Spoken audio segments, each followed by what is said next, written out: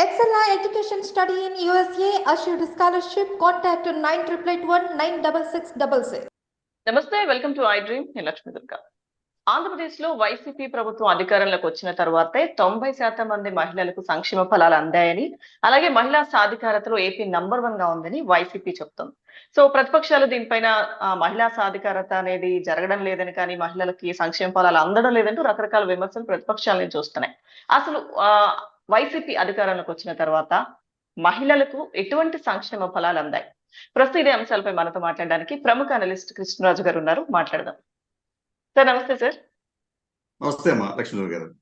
Sir, YCP అధికారంలోకి వచ్చిన తర్వాత మహిళలకు, ముఖ్యంగా 90% మంది మహిళలకు సంక్షేమ ఫలాలు అందాయి. అలాగే మహిళా సాధికారత, ఏ గవర్నమెంట్ విషయం మనం చూసుకున్నా సార్, మహిళా సాధికారత, అలాగే అభివృద్ధి, సంక్షేమ ఫలాలు, ఇటువంటి ముఖ్యంగా మహిళలకు పెద్దపీట వేస్తూ ఉంటారు. దాన్ని బట్టే ఆ గవర్నమెంట్ ఎంత బాగా పనిచేస్తుంది అన్న దాన్ని కూడా లెక్కలు కడుతూ ఉంటారు కదా సార్. సో ఇప్పుడు వైసీపీ అధికారంలోకి వచ్చిన తర్వాత మహిళా సాధికారత అనేది సాధ్యమైందా లేదా సార్? ఏంటి సార్ అసలు? అమ్మా, ఇది నిజంగా చాలా మంచి చర్చనీయాంశం. ఎందుకంటే ఏ ప్రభుత్వమైనా కూడా ప్రజల సంక్షేమంతో పాటు అభివృద్ధి చూడాలి. అయితే ఈ అభివృద్ధి సంక్షేమ ఫలాలు 100కి కనీసం 50% మహిళలకు దక్కాలి. ఈ జెండర్ ఈక్వేషన్ లేదా జెండర్ ఈక్వాలిటీ అనేది మనం పరిశీలిస్తే ఎప్పుడూ కూడా భారతదేశంతో పాటు అనేక దేశాల్లో ఇది ఇన్ఈక్వాలిటీ లాగా, అంటే అది ఆ సమతౌల్యత ఉండటం లేదు. ప్రధానమైన భాగం అంటే సంక్షేమం కావచ్చు, అభివృద్ధి కావచ్చు, దీంట్లో బల్క్ పార్ట్, అతి పెద్ద భాగం పురుషులకే కైవసం అయిపోతుంది. మీకు ప్రభుత్వ మంత్రులు కావచ్చు, లేకపోతే కార్పొరేషన్ చైర్మన్లు కావచ్చు, అలాగే సంక్షేమ ఫలాలు కావచ్చు, ఇవన్నీ కూడా ప్రధానంగా పురుషులకే వెళ్తున్నాయి, మహిళలకు అన్యాయం జరుగుతూ ఉంది. ఇది ఇప్పటిదాకా ఉన్న సిచ్యువేషన్. కానీ నాకు తెలిసినంత వరకు మేము ఇటీవల ఒక అధ్యయనం చేసామమ్మా. అది ఎవరంటే ఆంధ్రప్రదేశ్ రైటర్స్ అసోసియేషన్, అలాగే మారుతి మహిళా సొసైటీ అని చెప్పి లకంరాజు సునీత గారు దానికి చైర్మన్ అన్నమాట. ఆవిడ, వారి సంస్థ మా సంస్థ కలిపి ఒక అధ్యయనం చేసినప్పుడు మాకు నిజంగా ఆశ్చర్యం కలిగించే విషయాలు తెలుసుకోగలిగాం. అదేమిటంటే, ఒక్క ఆంధ్రప్రదేశ్లో మాత్రమే మహిళలకు సంక్షేమం అలాగే అభివృద్ధి ఫలాలు 100కి 90% మంది మహిళలకు అందాయమ్మా. భారతదేశంలో ఏ రాష్ట్రంలో కూడా ఇటువంటి పరిస్థితి లేదు. అన్ని చోట్ల కూడా మహిళలకు ఏదైనా మిగిలితే ఇవ్వటం తప్ప, మహిళల కోసం అని చెప్పి ప్రత్యేకంగా పథకాలు ఉన్నప్పటికీ కూడా అవి సరిగ్గా మీకు అమలు కాకపోవటం. కానీ ఏపీకి వచ్చేటప్పటికి అందుకు భిన్నమైన పరిస్థితే ఉంది. ఫలితంగా ఒక రకం చెప్పాలంటే ఈ రోజున ఆంధ్రప్రదేశ్లో మహిళలకు ఒక స్వర్ణయుగంగా మనం భావించాలి. మహిళల సంక్షేమం, అభివృద్ధి విషయంలో ఆంధ్రప్రదేశ్ అనేది రెస్ట్ ఆఫ్ ఇండియాతో పోలిస్తే, అనేక రాష్ట్రాలతో పోలిస్తే అగ్రస్థానంలో ఉంది. అయితే మీకు ఇంత చెప్పినట్టు రైటర్స్ అసోసియేషన్, అలాగే సునీత లకంరాజు గారి అధ్యక్షతన ఉన్న మారుతి మహిళా సొసైటీ, మేము జరిపిన ఒక అధ్యయనంలో ఒక ఆసక్తికరమైన విషయం ఏంటంటే, ఈ సంపదకు వచ్చేటప్పటికి, అంటే ఈ సంక్షేమ ఫలాలు, అభివృద్ధి ఫలాలు, దీనికి వచ్చేటప్పటికి మహిళలకు సుమారుగా ఎన్ని లక్షల కోట్లు అంది ఉంటాయి అనేది మేము అధ్యయనం చేస్తే చాలా ఆసక్తికరమైన విషయం తెలిసిందమ్మా. ఏంటంటే దాదాపు 11.41 లక్షల కోట్ల రూపాయల మేరకు, 11.41 లక్షల కోట్ల రూపాయల మేరకు ఆంధ్రప్రదేశ్లోని మహిళలకు సంపద లభించింది. ఎప్పుడమ్మా? ఈ 56 నెలల్లో, ఈ 56 నెలల్లో ఆంధ్రప్రదేశ్లోని మహిళలకు 11.41 లక్షల కోట్ల రూపాయల సంపద లభించింది. అంటే ఎలా లభిస్తుంది వాళ్ళకి? అది ప్రభుత్వం అంత ఇచ్చేస్తుందా? అసలు నిజానికి ఆంధ్రప్రదేశ్ ప్రభుత్వ బడ్జెటే మీకు 2.26 లక్షల కోట్లు. ఇక్కడ మనం చూస్తూ ఉంటే మరి 11 లక్షలన్నర అని చెప్పి మనం అంటున్నాం. ఎట్లా సాధ్యం అవుతుంది అనేది ఒక ప్రశ్న ఉత్పన్నమైనప్పుడు దానికి మేము ఒక లెక్క చూస్తానమ్మా. ఈ ప్రభుత్వం దాదాపు లక్షలాది మందికి, దాదాపు 31 లక్షల మందికి ఇళ్ల స్థలాలు ఇచ్చిందమ్మా. ఇది ఒక రకం చెప్పాలంటే ఒక అపురూపమైన పరిణామం. భారతదేశంలో ఏ రాష్ట్రంలో కూడా ఇంత పెద్ద సంఖ్యలో లక్షలాది ఇళ్ల స్థలాలను మహిళలకు ఇచ్చిన దాఖలాలు లేవు. ఏదో కొన్ని రాష్ట్రాల్లో ఇల్లు కట్టేస్తున్నారు, ఇల్లు కట్టినప్పుడు దాంట్లో ఎక్కువ భాగం పురుషుల పేర్లు ఉంటాయి, కొద్ది భాగం మాత్రమే మహిళల పేర్లు ఉన్నాయి. కానీ ఆంధ్రప్రదేశ్కి వచ్చేటప్పటికి ప్రతి ఇంటి స్థలము కూడా మహిళలకే ఇచ్చారు. అలాగే ఇప్పుడు కడుతున్న ఇళ్ళన్నీ కూడా మహిళల పేరు మీదే రిజిస్టర్ చేస్తున్నారు. అంటే మహిళా సాధికారతకు ఇంతకన్నా గొప్ప ఉదాహరణ లేదని చెప్పి మనం భావించాలి. సరే, మనం ఒకసారి పాత దీనికి వెళ్తే మనం అనుకున్నాం, ఈ 11.41 లక్షల కోట్ల రూపాయల మేరకు మహిళలకు సంపద పెరిగింది. ఎలా పెరిగింది అంటే వారికి దాదాపు 31 లక్షల ఇళ్ల స్థలాలు వారి పేరుని ఇచ్చారమ్మా. మేమేం చేసామంటే వారికి ఇచ్చిన స్థలం 48 గజాలు, అంటే 1 సెంట్ అనమాట. ఇప్పుడు తక్కువలో తక్కువ చూసుకుంటే 1 సెంటు స్థలం ఖరీదు సుమారు 2.5 లక్షల రూపాయలు ఉంటుందమ్మా. సెంటు ఖరీదు 2.5 లక్షల రూపాయలు ఉంటుంది. దీనిని మనం ఈ 31 లక్షల ఇళ్ల స్థలాలతో మనం హెచ్చిస్తే అది దాదాపు మీకు 7.75 లక్షల కోట్ల రూపాయలుగా ఉంది. అంటే ఈ రాష్ట్ర ప్రభుత్వం ఈ ఇళ్ల స్థలాలు ఇవ్వటం వలన ఆంధ్రప్రదేశ్లోని మహిళలకు దాదాపు 7.75 లక్షల కోట్ల రూపాయల ఆస్తి లభించింది. ఇది పెద్ద అచీవ్మెంట్ అమ్మా. భారతదేశంలో ఏ రాష్ట్రంలో కూడా ఇటువంటి అచీవ్మెంట్ ని ఏ మహిళలు సాధించలేకపోయారు, ఎక్సెప్ట్ ఆంధ్రప్రదేశ్ లో తప్ప. రెండోది, సరే మిగతాది ఈ మనం 11.41లో దాంట్లో మనకి ఒక లెక్క ఏంటంటే 7.7 లక్షలు వచ్చింది. ఇది కాకుండా వీడికి ఈ ప్రభుత్వం దాదాపు మహిళల కోసం అని చెప్పి 31 సంక్షేమ పథకాలు అమలు చేస్తుందమ్మా. ఈ సంక్షేమ పథకాలకు సంబంధించి అత్యధికంగా నేరుగానే ఆయా మహిళలకు బెనిఫిట్స్ ఇస్తుంది. అంటే మన డైరెక్ట్ మనీ ట్రాన్స్ఫర్ ద్వారా నేరుగా వారికి డబ్బులు ఇస్తుంది అనమాట. రెండోది, ఇండైరెక్ట్ గా పరోక్షంగా వారికి లబ్ధి చేకూర్చే విధానం కూడా చేస్తుంది. అంటే డైరెక్ట్ ఇండైరెక్ట్ గా వారికి ఈ 31 పథకాల ద్వారా ఈ 56 నెలల్లో దాదాపు 2.66 లక్షల కోట్ల రూపాయలు వారికి అందజేసింది. ఇది కూడా చాలా ఎక్కువ అమ్మా. ఎందుకు ఎక్కువ అంటున్నానంటే భారతదేశంలో మోడీ హయాంలో ఈ 56 నెలల్లో దాదాపు 20 లక్షల కోట్ల రూపాయలు ఇటువంటి సంక్షేమ పథకాలకు, అంటే ముఖ్యంగా నేరుగా నిధులు బదిలీ చేసే కార్యక్రమానికి కేంద్రం ఖర్చు చేస్తే దాంట్లో దాదాపు 10% పైగానే ఆంధ్రప్రదేశ్ లో ఇక్కడ మహిళలకు ఇచ్చింది. కేంద్రం 20 లక్షల కోట్లు ఇస్తే ఆంధ్రప్రదేశ్ ప్రభుత్వం 2.66 లక్షల కోట్లు ఇచ్చింది. అంటే 10% పైన ఎక్కువ ఏపీలో ఇచ్చింది. అంటే అక్కడ ఏమైందమ్మా, ఇక్కడ 7.7 లక్షల కోట్ల రూపాయలు ఇళ్ల స్థలాల రూపంలో, అలాగే సంక్షేమ పథకాల రూపంలో 2.66 లక్షల కోట్ల రూపాయలు. ఇది కాకుండా ఈ ప్రభుత్వం దాదాపు ఇల్లు నిర్మించడానికి దాదాపు 1,00,000 కోట్ల రూపాయలు వ్యయం చేస్తుంది. అంటే దీన్ని కూడా మనం కన్సిడర్ చేసుకుంటే ఈ 1,00,000 రూపాయలు కూడా 1,00,000 కోట్లు కూడా మనం కన్సిడర్ చేసుకుంటే మొత్తం మీకు ఇంత చెప్పినట్టు 11.41 లక్షల కోట్ల రూపాయల మేరకు ఈ రోజున ఆంధ్రప్రదేశ్ లో మహిళలు లబ్ధి పొందారు. వారి సంపద పెరిగింది. అంటే నిజంగా చెప్పాలంటే 0 స్థాయి నుంచి ఇట్లాగా వారికి లక్షలాది కోట్ల రూపాయల వరకు వారికి బెనిఫిట్స్ వెళ్ళాయి, వారి సంపద పెరిగింది. దీన్ని ఒకసారి కంపేర్ చేస్తుందమ్మా.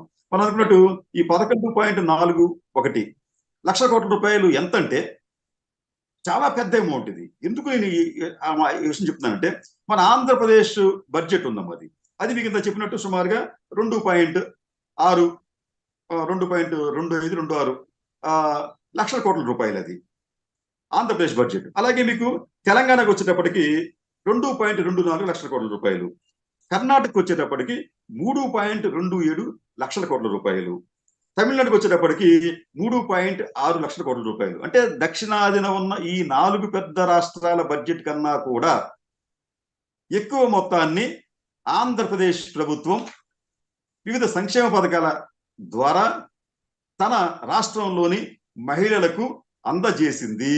ఇది ఒక యూనిక్ రికార్డ్ గా మనం భావించాలి, ఒక అద్వితీయమైన రికార్డు మనం భావించాలి. ఇటు భారతదేశంలో ఏ రాష్ట్రము కూడా చేయలేదని చెప్పి మీకు సునీత రకమరాజు గారు మన మారుతి మహిళా సొసైటీ వారి అధ్యయనంలోను అలాగే ఏపీఎస్ఎస్ అధ్యయనంలోను తెలిసింది. దీంట్లో ఎక్కడా కూడా గణాంకాలకి దీన్ని ప్రశ్నించడానికి కూడా ఆస్కారం లేదు. ఎందుకంటే మనం ఆ ఇళ్ల స్థలాలకు మనం పెట్టిన రేటు అంటే 2.5 లక్షలు సెంటుకి అని చెప్పి చాలా తక్కువ అది. నిజానికి అంటే కొన్ని చోట్ల అది ఇప్పుడు 5 లక్షలు కూడా అమ్ముకుంటున్నారు దాన్ని. కానీ మనం తక్కువ తీసుకున్నాం కానీ ఇంత సంపద ఆంధ్రప్రదేశ్లోని మహిళలకు దక్కింది. కాబట్టి ఏంటంటే మహిళా సాధికారత దాంట్లో ఆర్థిక పరమైన విషయాలకు వచ్చేటప్పటికి ఆంధ్రప్రదేశ్ మహిళలకు ఈ పాలన అనేది ఒక రకంగా చెప్పాలంటే స్వర్ణయుగంగా మనం భావించాలి. సార్, అయితే గతంలోనే మేము మహిళల కోసం పెద్దపీట వేసాము, అనేక కార్యక్రమాలు చేపట్టాము. అసలు ఏదైతే డ్వాక్రా సంఘాలు ఇటువంటివి తీసుకొచ్చిందే మేము మహిళలకి ఆర్థికంగా వాళ్ళు ఉన్నత స్థితికి చేరడానికి మా పథకాల కారణం, ఇవన్నీ కూడా మనం వింటూ ఉన్నాం కదా సార్. సో ఇప్పుడు అయితే ఈ గవర్నమెంట్ లో చేసిన దానికి సంబంధించి కూడా విమర్శలు చేస్తున్నారు. మహిళలు చాలా రకాల ఇబ్బందులు పడుతున్నారు, రకరకాల వేధింపులు, ఇలా ఇంకా చాలా ఉన్నాయి. సో ఇప్పుడు గతానికి ఇప్పటికీ కంపేర్ చేసుకుంటే సార్, మరి ఇన్ని లెక్కలు ఇప్పుడు మీరు చెప్పారు. సో ఇవి కంపారిజన్స్ తెలియక విమర్శలు వస్తున్నాయంటారా, లేకపోతే వచ్చినా కానీ ఇంత సంక్షేమం వాళ్ళు చేయలేరు కాబట్టి వస్తున్నాయా? లక్ష్మీధర్ గారు, భారతదేశంలో ఒక అంశం ఏంటంటే, ఒక అమాయకమైన అంశం ఏంటంటే, ప్రతిపక్షాలు అని అంటే ప్రతిదీ విమర్శించడం అనే భావంతో ఉంటారమ్మా చాలా మంది. ప్రతిపక్ష నాయకులు కూడా కావచ్చు. అంటే ఏదో ఒక విమర్శ చేసి ఏమి లేకపోతే బోడిగుండు మీద ఎంటుకలు లాగి చూసి, లేదా కోడిగుడ్డు మీద ఎంటుకలు లెక్క పెట్టే విధంగా ఇట్లా రకరకాల మార్గాల ద్వారా వాళ్ళు ఏమీ లేకపోయినా ఏదో ఒక ఆరోపణ చేయడం అనేది ప్రతిపక్షాలకు అలవాటుగా మారింది. కాబట్టి అంటే రేపు వైసీపీ ప్రతిపక్షంలోకి వెళ్ళినప్పుడు కూడా వాళ్ళు అదే పని చేస్తారు అక్కడ. కానీ ఇదేంటంటే లెక్కలు అనేవి చాలా స్పష్టంగా కనిపిస్తున్నాయమ్మా. కాబట్టి అంటే దీన్ని మనం ఎవరో డినై చేయలేము. మనం కంపేర్ కూడా చేసాం. ఇది కంపారిజన్ ఎట్లా చేసామంటే ఇతర రాష్ట్రాలతో కూడా కలిపి కంపేర్ చేసుకున్న తర్వాతే ఈ విషయాన్ని మీకు చెప్పగలుగుతున్నాను. మీకు ఇంత చెప్పినట్టు నేరుగా కానీ లేకపోతే పరోక్షంగా కానీ సంక్షేమ పథకాల ద్వారా దాదాపు 90% మంది మహిళలకు ఆంధ్రప్రదేశ్లో 2.66 లక్షల కోట్ల రూపాయలు ఈ రాష్ట్ర ప్రభుత్వం ఇచ్చిందమ్మా. దీనికి ఎంతమందికి ఇచ్చిందమ్మది? సుమారుగా 5.68 కోట్ల మందికి ఇచ్చింది ఈ సంక్షేమ పథకాలని. అంటే ఎట్లా మీరు 5.68 కోట్లు ఏంటి, అసలు ఆ రాష్ట్ర జనాభా 5 కోట్లు కదా అని చెప్పి అనొచ్చు. కానీ ఇక్కడ ఏం జరిగిందంటే ఒక్కొక్క మహిళకు 2, 3, 4, 5 పథకాలు కూడా వర్తింపజేశారు, వాటికి అందినాయి. అట్లాగా ప్రతి ఒక్క పథకాన్ని మనం వేసుకుంటూ ఉంటుంటే 5.68 కోట్ల పథకాలు ఈ మహిళలకు అందాయి. బహుశా భారతదేశంలో ఏ రాష్ట్రంలో కూడా ఇంత విస్తృతంగా సంక్షేమ పథకాలు అమలు కాలేదు. అయితే ఈ సంక్షేమ పథకాల అమలులో ఒక ప్రత్యేకత ఏంటంటే ఎక్కడా కూడా దళారుల ప్రమేయం లేదమ్మా. అది మనం మెచ్చుకోవాలి, అది గమనించాలి, మెచ్చుకోవాలి. పూర్వం ఏంటంటే మీకు ఒకసారి రాజీవ్ గాంధీ గారు ఎప్పుడు చెప్పారు, కేంద్రం ఒక 10 రూపాయలు ఇస్తే 100 రూపాయలు ఇస్తే రాష్ట్రానికి వచ్చేటప్పటికి 15-20 రూపాయలు మిగులుతుందని చెప్పి అన్నాడు ఆయన. అంటే మధ్యలో తినేసేవారు. మిడిల్ కావచ్చు, రాజకీయ నాయకులు కావచ్చు, అధికారులు కావచ్చు, ఎక్కడెక్కడ తినేస్తూ ఉండేవారు. కానీ ఈ రోజున అటువంటి దానికి ఆస్కారం లేకుండానే రాష్ట్రం నుంచి నేరుగా బ్యాంకు ఖాతాల్లోకి వెళ్ళిపోతుంది. గతంలో మీకు ఆంధ్రప్రదేశ్కి వచ్చేటప్పటికి ఏదైనా ఒక సంక్షేమ పథకం కావాలంటే ఆ లబ్ధిదారులు కాళ్ళు అరిగిపోయేలాగా రాజకీయ నాయకుల చుట్టూ, దళారుల చుట్టూ, ప్రభుత్వ కార్యాలయాల చుట్టూ తిరిగేవారు. కానీ ఈ రోజున పరిస్థితి లేదు. ప్రభుత్వ కార్యాలయాల సిబ్బంది ఇళ్లకు వచ్చి సేవలు అందిస్తున్నారు. అంటే ఇది చాలా గుణాత్మకమైన మార్పుగా దీన్ని మనం భావించాలి. కాబట్టి ఏంటంటే ప్రతిపక్షాలు ఆరోపణలు చేస్తాయంటే ఆరోపణలు చేయడం అనేది వాళ్ళ సహజ లక్షణం. అది కాబట్టి మనం పెద్దగా పట్టించుకోకర్లేదు. మీకు నేను చెప్పానమ్మా, కంపారిజన్ అని చెప్పాను మీకు నేను. ఇతర రాష్ట్రాలకి మనకి తేడా ఏంటంటే మీకు ఈ గృహ నిర్మాణాలు లేకపోతే దీనికి సంబంధించి మీకు ఉత్తరప్రదేశ్ ఉందమ్మా. అక్కడ ఉత్తరప్రదేశ్లో దాదాపు అక్కడ కూడా వాళ్ళు చాలా పెద్ద ఎత్తున గృహ నిర్మాణాలు చేపట్టి పేదలకు ఇస్తున్నారు. ఉత్తరప్రదేశ్ అనేది మనకన్నా కూడా చాలా పెద్ద రాష్ట్రం, వాళ్ళ బడ్జెట్ కూడా పెద్దదే. కానీ అక్కడికి ఇక్కడ ఒక తేడా ఏమిటంటే ఆంధ్రప్రదేశ్లో గృహ నిర్మాణాలకు అయ్యే వ్యయాన్ని మొత్తాన్ని కూడా రాష్ట్ర ప్రభుత్వం కొంత మేరకు కేంద్ర ప్రభుత్వం భరిస్తున్నాయి. అంటే వినియోగదారుడి మీద, లబ్ధిదారుల మీద భారం పట్టడం లేదు. భారం పడకపోయినప్పటికీ కూడా వాళ్ళకి లక్షలాది గృహాలు నిర్మించి అప్పచెప్తున్నారు. ఇంకా అప్పచెప్పాల్సినవి కూడా ఉన్నాయి. కానీ మీకు ఉత్తరప్రదేశ్కి వచ్చేటప్పటికి మేము అధ్యయనం చేస్తే అక్కడ మీకు ఒక పథకం ఉందమ్మా. అదేంటే ఉత్తరప్రదేశ్ ఆవాజ్ యోజన. ఉత్తరప్రదేశ్ ఆవాజ్ యోజన ఈ పథకం కింద అక్కడ ముఖ్యమంత్రి గారు యోగి ఆదిత్యనాథ్ గారు లక్షలాది ఇల్లు కట్టే పనులు ఉన్నారు ఆయన. అయితే అక్కడ షరతు ఏంటంటే ఉమ్, అక్కడ ఒక్కొక్క ఇంటి విస్తీర్ణం 400 చదరపు అడుగులు. ఈ విస్తీర్ణంలో అంటే ఈ ప్లింత్ ఏరియాలో ఇల్లు కడుతున్నారు అక్కడ. దానికి అయ్యే వ్యయం, మొత్తం వ్యయం ఒక్కొక్క యూనిట్కి, ఒక్కొక్క ఇంటికి 6.51 లక్షల రూపాయలు. అంటే దాదాపు 6.5 లక్షల రూపాయలు నిర్మాణ వ్యయం అవుతుంది. అక్కడ బాగానే ఉంది. అయితే ఇక్కడికి వచ్చినప్పటికీ ఈ ప్రభుత్వం ఏం చెప్తుందంటే, మీరు ఈ నిర్మాణ వ్యయంలో మీరు అంటే లబ్ధిదారుడు ఉమ్, 4,10,000 రూపాయలు మీరు చెల్లించండి, ఈ మిగిలిన 2,50,000 రూపాయలు నేను చెల్లిస్తాను అని చెప్పి ఆ ప్రభుత్వం చెప్తుందండి. అంటే పేదవారు, ఒక పూట తినడానికి కూడా తిండి లేని పరిస్థితుల్లో ఉండేవారు ఇంటి కోసం అంత డబ్బు ఎక్కడి నుంచి తేగలరు, ఎలా తేగలరు అనేది కూడా మనం ఆలోచించుకోవాలి. యోగి ఆదిత్యనాథ్ వంటి వారు కూడా పేదల పట్ల కనికరం చూపిస్తున్నారు. కానీ ఇది కూడా బడ్డెన్ అవుతుంది పేదలకు అనేది గమనిస్తే బాగుంటుంది. ఆ అటువంటి గమనాన్ని, అటువంటి దీనిని జగన్మోహన్ రెడ్డి ప్రభుత్వం చూసిందండి. అందుకని ఏంటంటే వారి మీద బడ్డెన్ పడకుండా వారికి అంతా కూడా ఉచితంగా ఈ ఇల్లు ఇచ్చే పనిని చేపట్టింది. ఇది నిజంగా పెద్ద మామూలు విషయం కాదండి, చాలా గొప్ప విషయంగా మనం భావించాలి. ఇంకొక అంశం ఏంటంటే, ఈ ఇళ్లకు సంబంధించి ఈ నిజానికి ఈ దాదాపు లక్షల్లో ఇల్లు కడుతున్నారు దానికి. అది 27 లక్షలు 28 లక్షలు సుమారుగా ఇల్లు నిర్మాణంలో ఉన్నాయి. ఆ ఇళ్ల నిర్మాణం పూర్తయితే ఒక్కొక్క ఇంటి విలువ ఆంధ్రప్రదేశ్ లో 10 నుంచి 15 లక్షలు ఉంటుందమ్మా. ఓకే. ఈ 10 నుంచి 15 లక్షల దీన్ని కూడా మనం ఆ ఇళ్ల సంఖ్యతో లెక్కిస్తే అది చాలా పెద్ద అమౌంట్ అయిపోతుంది. అది కూడా సంపదగా మారుతుంది. ఈ లబ్ధిదారులందరికీ కూడా సంపదగా మారి వారు మరింత సుస్థిరమైన జీవితాన్ని సాగించేందుకు అవకాశాలు ఏర్పడతాయి. అంటే ఆంధ్రప్రదేశ్ లో మాత్రం ఒక ట్రాన్స్ఫర్మేషన్ జరిగింది. పేదలకు సంబంధించి ఆంధ్రప్రదేశ్ లో ఒక అద్భుతమైన రివల్యూషన్ వచ్చింది, ఒక మార్పు వచ్చింది. ఆ మార్పు ఏమిటంటే, ఈ రోజున పేదలందరూ కూడా తినటానికి తిండి, ఉండడానికి ఇల్లు ఉంది, మాకు కూడా ఒక ఇళ్ల స్థలం ఉంది, మాకు కూడా ఒక ఇల్లు ఉంది, మాకు తిండికి లోటు లేదు అని చెప్పుకునే స్థాయికి ఆంధ్రప్రదేశ్ పేదలు ఎదిగారు.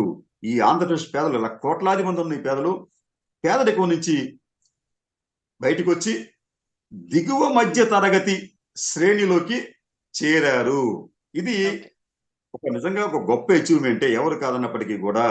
దీనిని ఈ ప్రభుత్వం కొనసాగిస్తే మరో 10 ఏళ్లలో మరింత సుసంపన్నమైన వర్గంగా పేద వర్గం అభివృద్ధి చెందుతుంది. Thank you sir Krishnaraju garu. Thank you very much. ధన్యవాదాలమ్మా.